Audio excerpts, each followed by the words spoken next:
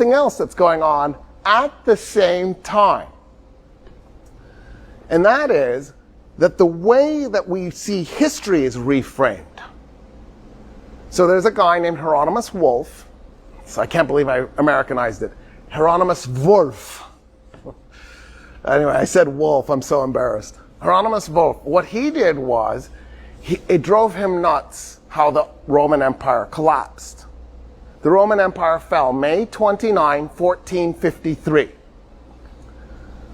to the Ottoman Empire. Well, the Ottoman Empire was Muslim.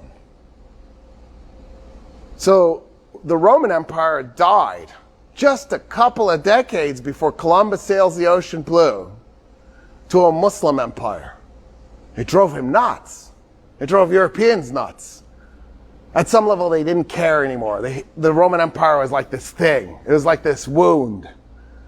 But at another level, it was this thing that white men, especially Christian white men, are super crazy obsessed with.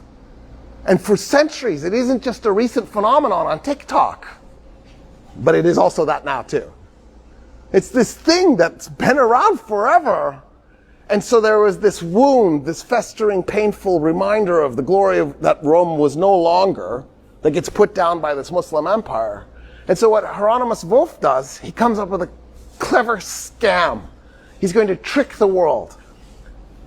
On September 4, 476 AD, the emperor Romulus Augustus, the Western Roman emperor, took off his robes, his purple robes, put it in a box, called in FedEx, had FedEx ship it to Constantinople, and with a note. And it said, there's no point in having two Roman emperors, Emperor Zeno. Why don't you be the only Roman emperor? So then what happens is Hieronymus Wolff goes, that's the moment the Roman Empire fell. The moment that it went from two emperors to one.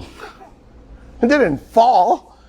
It just deleted one of its emperors, and now it has a single emperor, and then it changed its flag a few decades later to a two-headed eagle, because it's one empire with two heads, because it's West and East combined.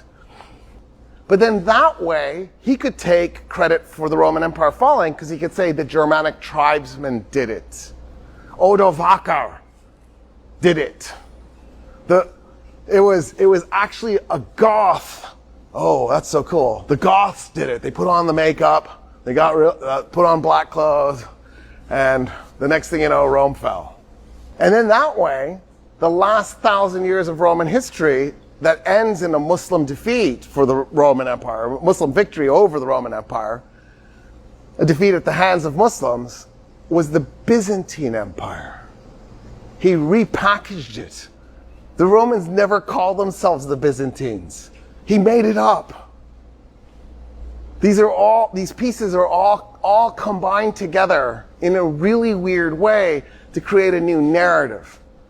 A narrative that Europe was always on top. Europe was always great. It was Europeans who took out the Romans, not those terrible Muslim Middle Easterners who took out the Romans.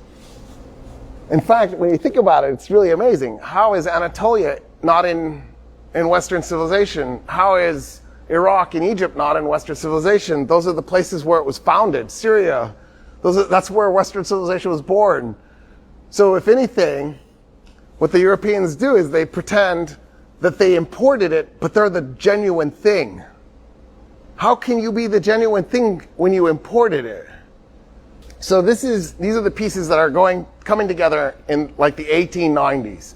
Anti-Semitism, Judenhass, anti-Muslim hate, the racism that Europeans have been implementing first in the Americas, then in Africa, then in Asia, the colonial process, the fact that the Rudyard Kipling's idea of the white man's burden, that Christian white Europeans were going to these savage, barbaric lands and teaching them civilization, that these were backwards people. Maybe they weren't terrible people. Maybe their culture could eventually evolve and flower into something else. But they were just so backwards, they needed a boost. And that's the role of the white man. The white man's burden. Of course, Rudyard Kipling then made another poem later, because he made all these poems, one of them, The White Man's Burden, which glorified the British Empire. And then World War I happens and his son dies in battle. And so then he writes a poem where he says, their fathers lied and then they died. And in other words, he reevaluated the stupidity of what he was saying in his original poetry. That's his real power, not his original poetry. It's the shock and dismay that he told these really bizarre lies, and his kid bought it and died for it. So, in the midst of all of this, it became really easy for the Germans to have this imaginary idea of what the Jews were, the German nationalists, to have this imaginary idea of what Jews were, and then build on that, and villainize them, and talk about how horrible they were, time after time after time. And anytime anything went wrong, or you didn't like something, you'd blame it on them. Oh, Marx was a Jew. Technically, he had Jewish ancestry, but his parents converted to Christianity. He was actually raised as a Christian. They didn't care.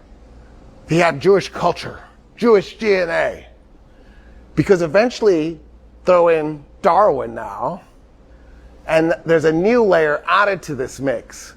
Well, if my nation is superior, and then we throw in Darwin, and Darwin's about survival of the fittest, then doesn't it only seem right that we should become selective about the types of DNA that we allow to exist in our nation?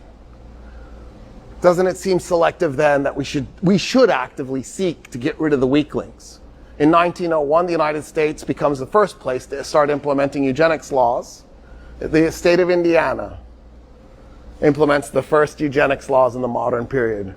And they established an IQ test and began IQ testing people. And then the idea being that if you were on the low end of the spectrum, you would be removed from the gene pool by making it so it would be difficult for you to figure out a way to reproduce.